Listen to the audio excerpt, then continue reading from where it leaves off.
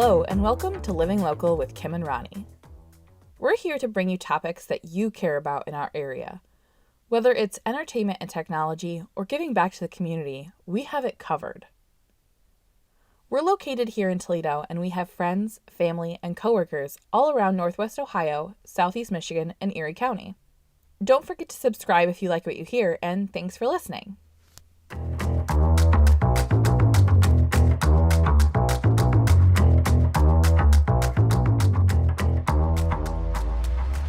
Welcome back to Living Local. We are getting closer and closer to Halloween, so we're both in the spooky mood. We've got some great entertainment we want to chat about. We've kind of been getting our own titles watched, and we wanted to kind of give you like a little yay or nay about what to watch this season. Yeah. We've done our research here for most of this, right. For most of what we're going to talk about. So basically, we want to talk about what scares you. Right? Yeah. So that kind of determines what movies you would want to watch, what movies will actually scare you, because something that I think is scary may not really appeal to you. Right. And I've kind of broken it down into categories. So obviously, ghosts. Do ghosts scare you?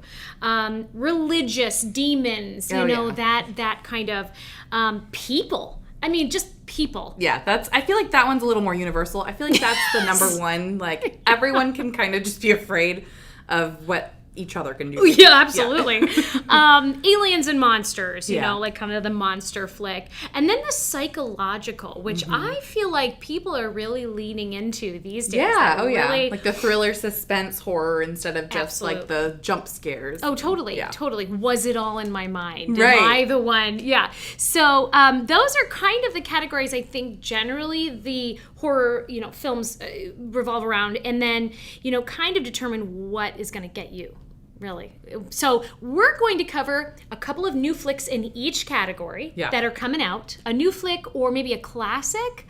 And with the classics, we've got some behind the scenes that might change the way you watch it. So maybe you've seen it 100 times or 10 times or whatever. But now that you know this, it might change the way, Just a little creepier, maybe. Yeah, it might change the way you react to it. Yeah. So some really cool behind the scenes stuff. So I think it's time to get started. Yeah, I think so too. Let's go right in. Awesome. Okay. I jumped right in on ghosts, and this is why. We love ghosts. That's our thing. Like, we both are scared by ghosts. We always come back to it. Even last year's episode, this is where we kind of focus our energy. Yeah, absolutely. And just since you brought up last year's episode, if you're looking for family-friendly, this is not the podcast for that. These are not family-friendly flicks, but listen, freeform. Yeah. Just jump always, on Freeform. Every year. Every year, 31 Nights of Halloween. They've got the Hocus Pocus. They've got the Nightmare Before Christmas. They've Casper. They've got all the good Caspers, ones. like the family good ones. And listen, our podcast from season 1 covered those. They did, yeah. We talked about our favorites. We talked all about it. They were all in there. That was a great episode for family friendly. So let's just say this one is not that. No, this one is all adult. Right. So ghosts. Yes. Beginning with ghosts. My top pick has always been The Conjuring. I have always thought The Conjuring is the absolute scariest movie I've ever seen. And you can find The Conjuring and Conjuring 2, which was very good, very scary. Oh, yes. On HBO Max right now. Oh, good. So they're playing both The Conjuring and The Conjuring 2. That is awesome. Little behind the scenes on The Conjuring 2. So Patrick Wilson. Patrick Wilson, who stars in these movies, as Ed Warren. Ed Warren, yep. He talks about in an interview that on the set of The Conjuring 2, it was actually haunted. They said the set was very scary. It was actually haunted. There was this huge curtain that everybody talked about it. It would just move. It would sway huge. Ugh. And they said there was no doors open or wind, no fans, and nothing else was blowing. But this huge curtain, and they said it wouldn't just sway, it would like violently That's sway. like your teacup from last week. Totally. Yeah. Oh my gosh. Yeah, listen to that episode. That was really scary. Yeah. But they said it would violently sway to the point where they actually brought a priest in to kind of like cleanse the space and some of the negative energy because the cast was really freaked out. And that was Patrick Wilson that talked all about that. So a little behind the scenes on that. And if you think about it, so Ed and Lorraine Warren are real people. These were real cases they went out to. I'm sure that they are embellished for Hollywood, of course. But Absolutely. there is still some truth to what these stories told. So having a haunted set about real ghost hunters, I mean... Not to mention, these stories were based on true stories, and at the end of these Conjuring movies, they show the pictures of the actual people that it happened to. I didn't realize the actual stories were... Oh, yeah. Oh, my gosh. Yeah, the first Conjuring, they show the actual family, and Ed and Lorraine Warren. After this Conjuring 2, they show the actual people, the little girl, that it actually happened to. Okay, how did I miss that every time? I don't know, but I just got chills in my legs from thinking about it. So it's really creepy. So The Conjuring 3 came out. Yeah. The Devil Made Me Do It. It just came out this year. It did. Did you see it? I did. It was okay. It was a little more, I feel like they got away from the paranormal scary and they got more to the gory. I feel like it was a little more shock value than the others. Yeah, and it was more, this one is more occult type, you know. Yeah, more people than ghosts, honestly, wasn't it? Yeah. Mm-hmm. Yep. That just believed things. It was more occult. So I would say, and it was less, well, it still had that religious, like, the Conjurings always have that kind of scary religious ghost thing. So it's kind of mixed between the two. Well, yeah, because Ed and Lorraine Warren worked with the Catholic Church directly with, you know, exorcisms, and you have to kind of get, like, verified almost when the priests get involved, that it's something that they need to be involved in. Totally. Which I think is another reason why that stuff scares me so much. Me too. Like, there are people all over the world that recognize this as something that needs to be taken care of with the Catholic Church, and the priests come out. I don't know. It's a real thing. Yeah. It's a real thing. Yeah. So if you have like religious, like a fear, you know, you're afraid of like that religious demon kind of a thing, the Conjurings will also be for you. It's not just ghosts. So The Conjuring 3, that's the new one. You can rent it. You can stream it. I say, meh. I would say if you haven't seen The Conjuring 1, start with that one and go on to Conjuring 2, because those two are pretty fantastic. Yeah, definitely better than the third. The third is appreciated because of the other two, I think. Mm-hmm. For sure. Another new one that is, actually it's in theaters now, is The Candyman. Yeah. They just remade it. I've never even seen the original. I know. I can't believe it, saying that as a horror movie, like, fanatic. I never saw the original. It's absolutely frightening. It's one of those really creepy, just to your core. Like, when you see it, you're like, oh, I just feel awful about this. Yeah, it's one of those. And it's very gory. Is it? Mm-hmm. Is it, what is it, you say his name 3 times? Or Yep. Mm-hmm. Yeah, so it's similar to Beetlejuice, which I prefer. Yeah, I'd rather watch Beetlejuice. That's in the family-friendly episode. Right. Yeah, in this case, you say his name in the mirror, and yes, he's got a hook, and it's all terrible. And so if you haven't seen this, or well, the new one you probably haven't seen because it's out in the theaters now. Right. Didn't do so great reviews-wise. No, although I was kind of excited. It's female-directed. Nia DaCosta. Cool. It was female-directed. She kind of took a cool take on it. Didn't get great reviews, but that doesn't always mean everything in horror. So maybe go see that. Now, fun fact on the original Candyman, Tony Todd is the actor. He's the original Candyman. And in a scene in the end, bees come out of his mouth. It is not CG. He actually had bees in his mouth. Why are you telling me this? Let me just tell you this. He opens his mouth and these bees are spilling out. So apparently, in his contract, he had a clause. So he was paid $1,000 every time he got stung. He said he was willing to do it, but if he got stung, he'd get $1,000 for every bee sting. And they said yes. Oh my gosh. Yeah, so they say yes. He did the bees thing, and they had to put like this dam behind so like they didn't go down his throat. Yeah. Crazy. So the next time, if you've seen that movie before, the next time you watch it, just know that was not CG. He actually had those bees in his mouth, and he was stung 23 times, so he made $23,000 just off of bee stings. What year did that come out?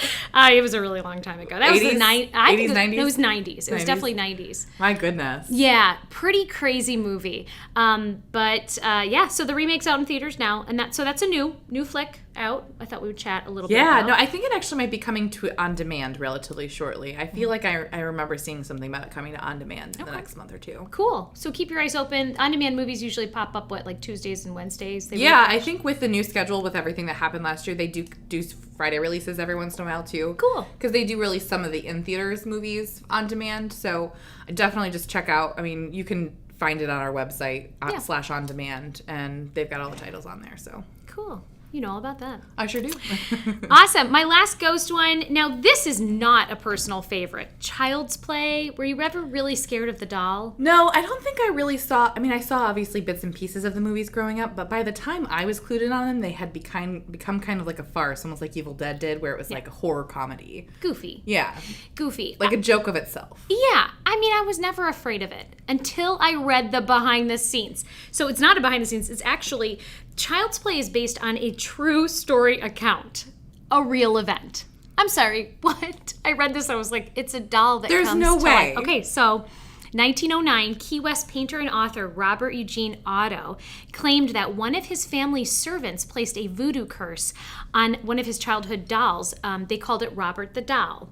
This is 1909. So supposedly the doll would mysteriously move from room to room, knock over furniture, and would conduct conversations with Robert Eugene Otto. Oh, no, he thank claims you. this. So the doll stayed in his attic until he passed away in 1974.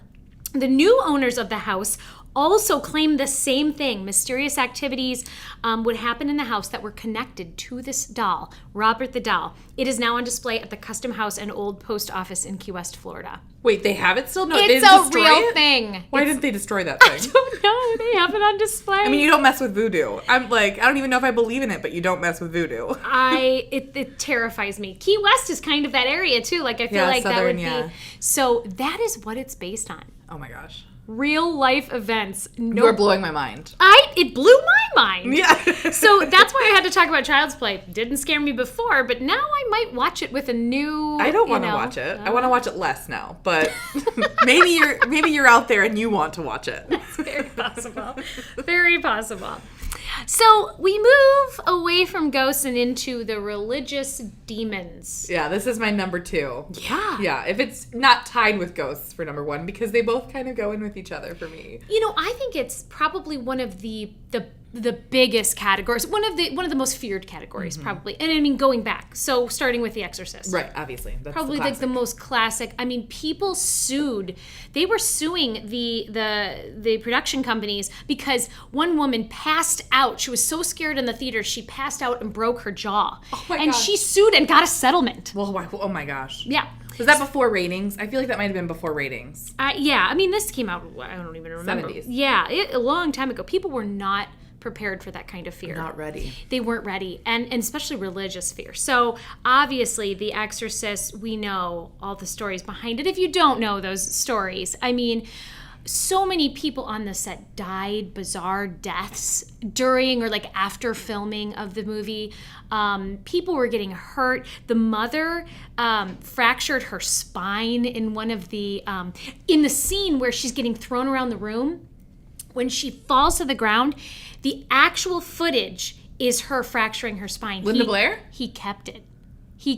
Her screaming is real. She is screaming in pain because The girl who played Reagan? the mom. Oh, the mom. The mom. I don't remember the movie very well, so. Well, I'll tell you right now, the mom fractures her spine on camera. And I mean, they kept that footage because it was so terrifying. And she was screaming in real pain. How crazy is that? Early Hollywood. Oh my gosh, right? You never get away with that these days. No, God, no. Oh my goodness. So anyway, lots of, crazy, behind the scenes stuff for Exorcist people already know. But the exorcism of Emily Rose, actually the set was haunted as well. Laura Linney was in that. Okay. And I can't remember the actress who played Jennifer Carpenter. Nice. So it was a haunted set. The radio would turn on and off. They said like the radios would turn on, and so would the TVs during the filming. So, these actors are on set for hours and hours and hours. They sleep there a lot. So they claimed, the radio would come on while they were trying to sleep. And apparently it would play Pearl Jam's Alive. Oh, that's weird. The song Alive, I know. And then Laura Linney also said that her TV in her area would just turn on randomly on and off. So it's like another Get an electrician out there. Sorry. I mean, pretty creepy. But I know, I can't, any of the haunted set stuff, I think, just crosses a line for me, because you're already doing a scary movie. You're meant to be afraid. You're playing a role. You're afraid. But on top of it, behind the scenes, it's oh my goodness, real life horror. Oh, absolutely. And I mean, you're going to find these, you know, The Exorcist, a lot of those classics are going to be on AMC. Fear Fest on AMC is awesome. Yeah. They play a lot of the classics. So some of the other ones we talk about today, you're going to find them on AMC. I actually looked it up. So I made sure that you'll be able to check these out again. One religious demons kind of series, I guess, that just came out on Netflix, Midnight Mass. Yeah. Let's talk about it. Oh my goodness. So you haven't finished yet, but I did. I finished the show. So you finished it. I am 2 episodes away from finishing it, and things are hitting the fan. Let me just say, wow, it's pretty terrifying. So without spoiling too much, the basic premise of Midnight Mass is this small, kind of dying island. You know, very few people still living there. A lot have moved away. And they're very, very centric on their church. That's where their community lies. And their priest that they've had most of their life doesn't come back from his trip. They send a young priest in his stead. So it's a little bit, there's the undertones of the fear at the beginning. Because you know there's something off. And they give you, you know, the scares to tell you that there's something going on this island. But then these miracles start happening. So you're kind of wondering, like, what's the real story? So obviously we're not going to tell you. I'm not going to tell you. Kim's not going to tell you. She doesn't know the full story yet. But... Well, I know a lot of it at this point. And I have to say, if you're one of those people that likes to watch something and predict what it possibly is, you're probably not going to predict this. No. Though I did have some ideas about a few things. Right. Because I'm one of those people. I just sit there and I think. Now, this is Mike Flanagan. Yes. We love Mike Flanagan. Yes, we do. Mike Flanagan did the Haunting of Hill House series on Netflix, which was amazing. Yep. Naming my daughter after a character. Yeah, amazing. We talked about it in our last year episode, yeah. If you didn't listen to that one, let me tell you, that's the one you start with. Mike Flanagan, you want to watch the Haunting of Hill House series on Netflix. It is so terrifying. Then he did the Haunting of Bly Manor. Bly Manor. That was good. It was good. It was scary. It wasn't as good. Different type of scary. Yeah, absolutely. Then he comes out with this one, this series, and it is so. It's a lot of monologues. Did you notice that? I did. The acting is monologue heavy. Yeah. So it can have its slow moments, but there is payoff. It is. And the slow is not a problem because it's interesting. What they're saying is interesting, and the acting is great. Right. Agreed. So, and then just things happen, and gracious goodness. Well, and a fun fact about Midnight Mass, if you haven't heard of it, Mike Flanagan also did a movie called Hush. So I haven't seen the movie. You have. It's my gosh. About a woman writing a book in a secluded, she's deaf, right? Yes. Yeah, so she's in a secluded cabin, and she's basically being stalked. But the book she is writing is titled Midnight Mass.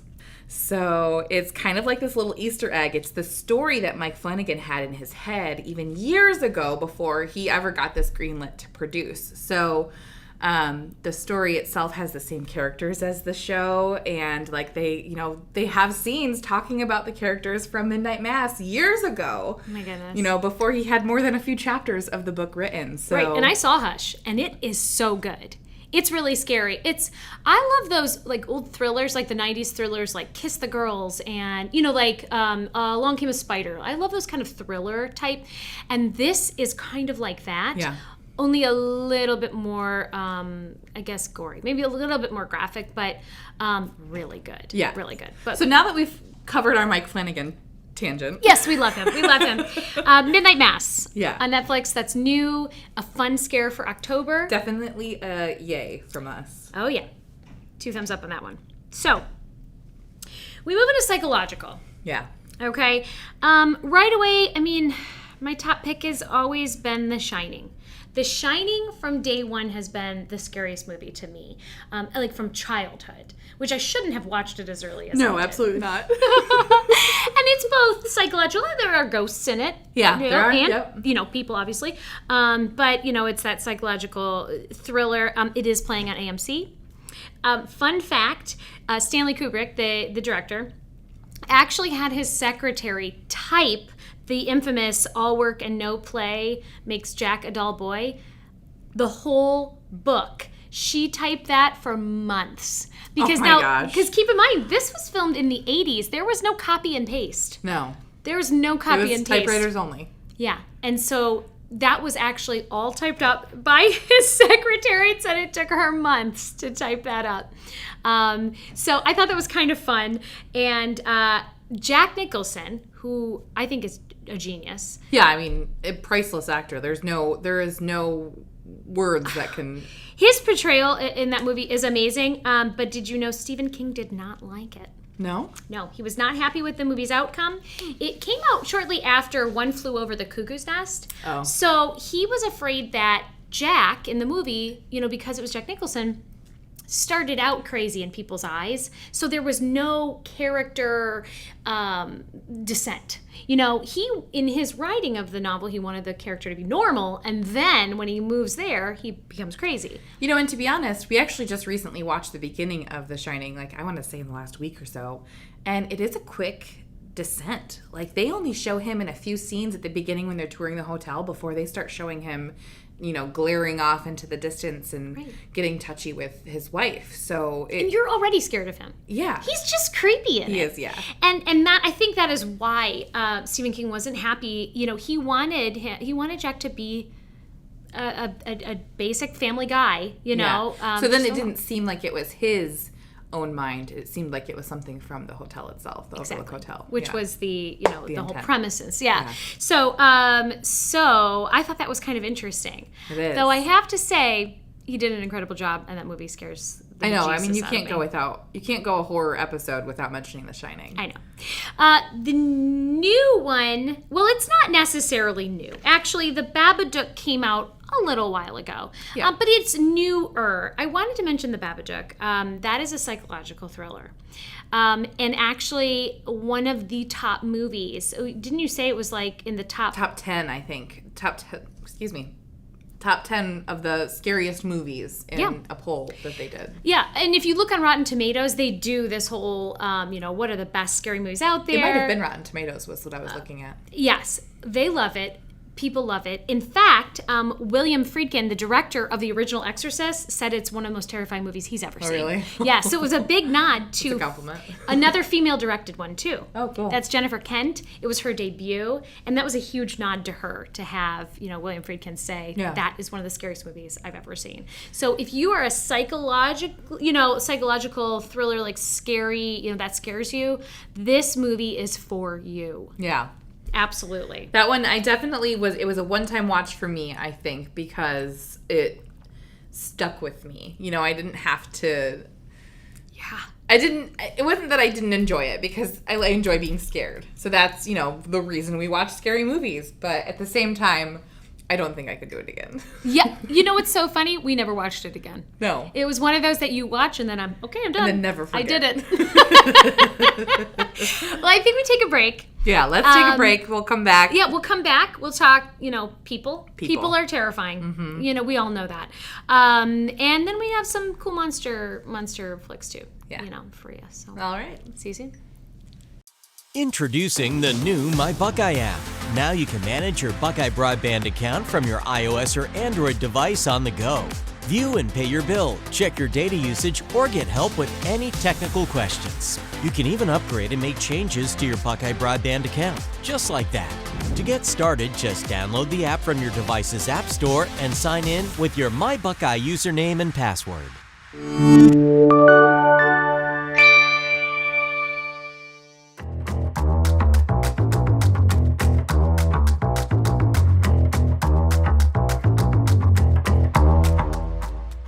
Welcome back again. We went over some really great titles, different types of horror, different types of scares, things that scare us. We did ghosts, we did religious horror, and now I think the one that kind of everyone can identify with is the people, just human nature and the horrors of it. So yeah, no kidding.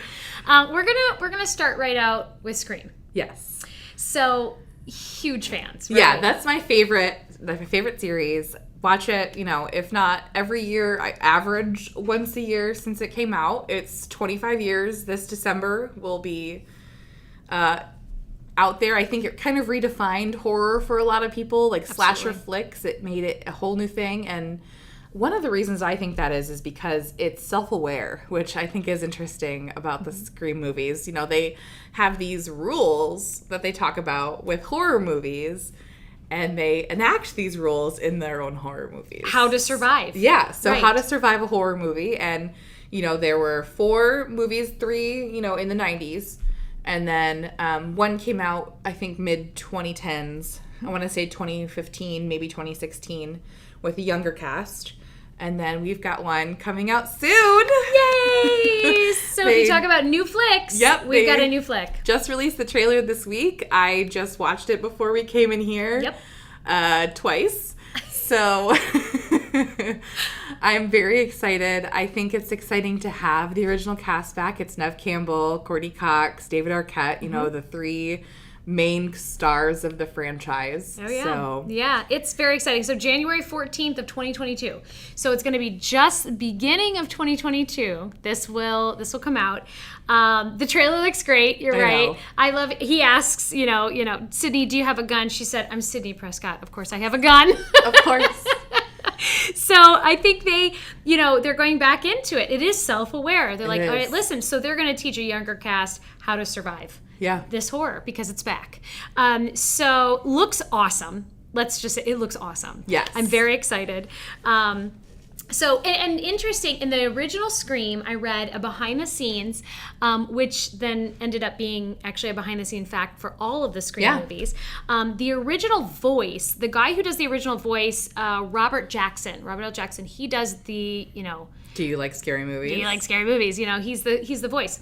So apparently, Drew Barrymore said she did not want to hear his voice before they filmed it. So it was an actual live conversation between Drew Barrymore and Roger L. Jackson. She must have rehearsed it with some kind of a double. She didn't want to hear the voice until the actual shooting of that scene, which made it even more terrifying to her, and actually just incredibly natural to be talking to a complete stranger on the phone who is saying terrifying things. So they took that and they did that throughout the Scream series. They did. He was never on set. He was always remote. I mean, at one point he was on a cell phone. I want to say someone got called to set because they thought he was actually terrorizing the cast. So it's definitely one of those things Wes Craven kind of ran with when Drew Barrymore wanted that. He insisted on it after that, to keep that fear for the... It worked. Yeah, it did. So they never met him, before they shot those scenes. So that's a really cool... I wonder if they still... Now, I know Wes Craven he's passed away. Right. So, but I wonder if, maybe they kept that with this new Scream. Yeah, well, it'll be interesting to see. And honestly, the new trailer does include a lot of the things that we would think would protect us now, like the smart home alarm system and stuff. Yeah. So I don't know. I'm interested to see how they bring it to, 2021. So I agree. 2022. 2022, yeah. Well, now bringing it to 2021, this weekend, the new Halloween movie comes out. Oh, really? What? Yes. So AMC is running a marathon. I wondered why they were playing all of those. Yes, they are running their marathon because the new Halloween movie, October 15th, Halloween Kills is the title. It is. It actually takes place following the 2018 movie with Jamie Lee Curtis. So Jamie Lee Curtis comes back in 2018 and she does a Halloween movie that kind of skipped over a lot of the other, sequels, prequels. The extras, yeah. Skipped over that. It was just like after the actual Halloween, what happened to Jamie Lee Curtis later on, in life after having been stalked by her brother, Michael Myers. So it was really interesting. It was kind of a cool movie. It wasn't amazing, but it was cool. Yeah. And now they are coming out with the next one that follows that. Jamie Lee Curtis will be starring in again. And so that is this weekend. It looks like it'll be in theaters. I think I saw AMC Plus and then Peacock TV. Oh, okay. So it's available through some various OTT apps. Yep. You'll be able to stream it for sure if you don't want to go into the theaters or go to the theaters and see a scary movie. It's so fun. When's the last time you've done that? So that's kind of fun. Yeah, absolutely. So, my personal favorite, I have to say, under the people category, the one that scared me really to my core was The Strangers. You haven't seen that one. I haven't. I don't know if it was because the trailer, it was like, I feel like I know that they had asked, why are you doing this? And they just said, just because. Because you were home. Because they were bored. Oh, because they were, is that the line? Yes. Okay, see, that's too much for me. Yeah, so I know, I just got chills. So it's Liv Tyler, and I'm sorry that I don't remember the actor's name. No. But it's this couple, they're at this kind of cabin-y house out kind of in the middle of nowhere-ish. And these people are just terrorizing them. And that is, why are you doing this? Because you were home. Ugh. They're so deadpan. There is absolutely no reason for what they're doing. The horrors of humans, I swear. That's just it. I think what really scares you the most in this movie is there's no reason for it. They're just doing it because they want to. Because they're just. Cry. It is so scary, you guys. So I'm telling you, The Strangers is so scary. That's a classic to me because it's not brand new. It is somewhat of a classic, and I know you can stream it. So look up The Strangers. Yeah.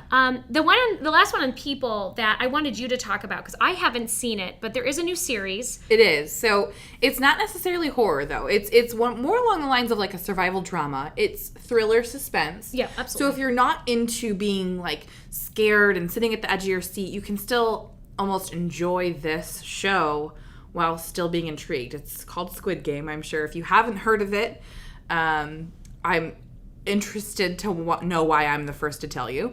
Yeah, it's out there. It's everywhere. It's everywhere. It's viral. It's basically considered a viral show right now. Mm-hmm. It is set to be the highest watched series in Netflix history worldwide. I did not know that. Yeah, it is honestly #1 in the world and set to make records for it. So I need to watch this. Yes. Okay. It is South Korean cinema, which is, cool. I think, in my opinion, definitely starting to catch on more and more in the worldwide audience. Mm-hmm. So the premise of Squid Game is that these people who are kind of down and out, they get offered to come and win a bunch of money by surviving or playing these games. They kind of are a little deceived in a way. But once they get there, they find out it is a little more survival than they realized. You gotta win.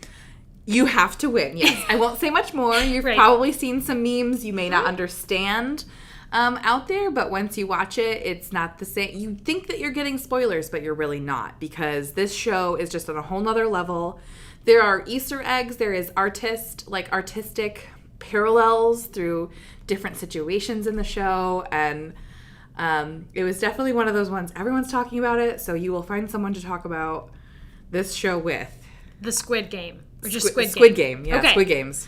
Cool. That's on my list. It is. Well, and there's that anguish almost where you are kind of on the edge of your seat, but at the same time, it's not like you're in terror.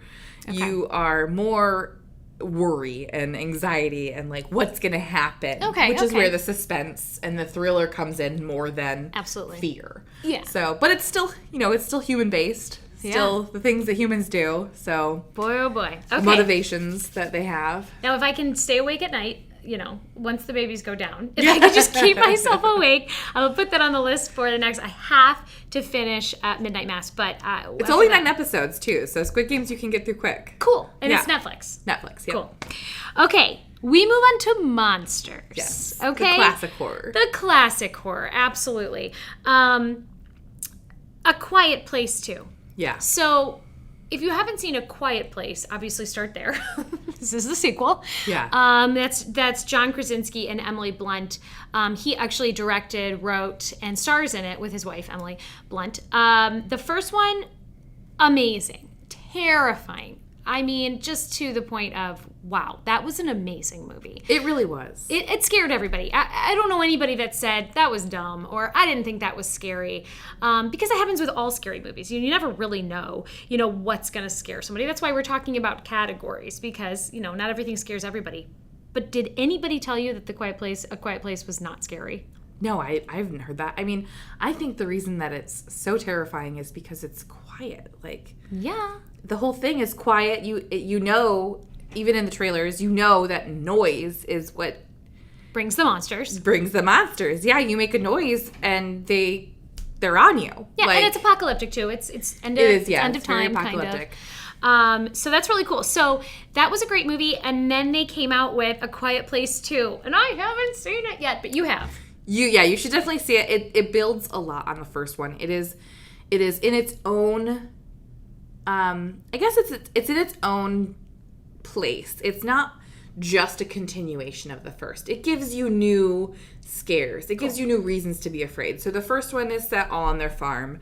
The second one is a little bit bigger of a setting. So it does kind of give you almost like, I would think like The Walking Dead or Resident Evil, where you're starting small and then you realize how big this problem actually can be. Ooh. So, yeah. That made it even more exciting. Yeah, so it's, and that I think is another reason where all of those films kind of succeed, is because you start with the small, you start, with the scare and the fear of just being like where you would be when something like this happens, when the world goes south, and then as you survive this small pocket, what else is out there? So interesting. Yeah, okay. so this is great. I know that we need to watch it. We keep saying, "Oh, we got to watch that. We got to watch that." It's definitely a yay for me. It was worth it, absolutely. And it's still somewhat new. It came out at the end of last year, so it's did. still pretty new. But you can stream it. You just have to pay for it. I mean, I think it might be free on Amazon if you have Amazon Prime.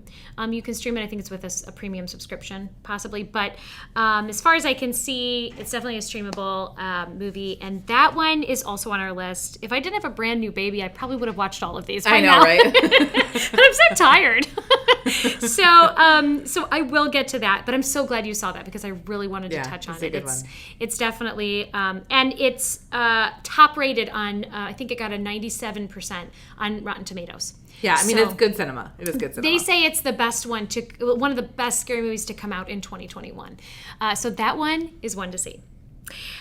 The last thing I wanted to talk about, and this one I haven't seen, and I'm curious if you have. No, I think it's just in theaters now.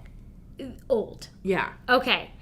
If you are an M. Night Shyamalan fan, which I'm a huge M. Night Shyamalan fan, I love his movies. I watch his earlier ones. I don't know if I've watched his movies in a while. So he started with The Sixth Sense, Right. which did great. Everybody loved it. It was super scary. And he's really the master of twist. It's Yes. like you watch the whole Known for movie. the twist. He's known for the twist ending. That's always like, what? Yeah. Then now people are looking for it. So the whole time you're watching it, you're like, I think I know. I think with Old, though, he kind of started with a twist. I mean, maybe that's where, like, the smoke and mirrors or the red herring comes from, right? Yes. I'm wondering. So then he comes out with Signs, which was great. Yeah. Joaquin Phoenix, that was Dennis Quaid. No, it wasn't Dennis Quaid. It was Are you sure? it was shoot. It's totally Dennis Quaid. It's not. It's religious guy that made the crucifix movie Passion. It is not Mel Gibson. It's Mel Gibson. No, it is not. Look it up. We're putting this in the show. It's Mel Gibson. No way. Let's put some money on this. Okay, let's put money on that. You may be right. Do we need to rewind? No, I think this is funny. We are keeping this. Okay, so all of you out there, is it Dennis Quaid or is it Mel Gibson? Why It's would we confuse the two? They're two totally different men. It's totally Mel Gibson. So anyway, I do have pregnancy brain, though. it's okay. I have not New sleeping mom at all. brain. New mom brain. So we might both be wrong. I'm gonna be interested to see if I'm right. I totally love this. So anyway, Signs was great. That they did well.